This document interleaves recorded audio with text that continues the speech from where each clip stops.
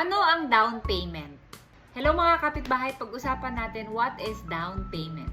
Ano nga ba ang down payment at bakit ito importante? Ang down payment ay ang unang bayad sa bahay.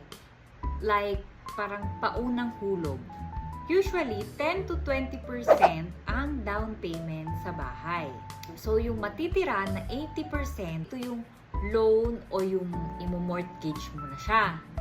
For example, kung ang bahay mo ay 1,200,000 doon, yung down payment mo, and then 80%, yun ang imamonthly mo, which is 800,000. Yun yung ilo-loan mo sa bank. Why is it important? Mas mataas ang down payment, mas maliit ang kailangan mong utangin.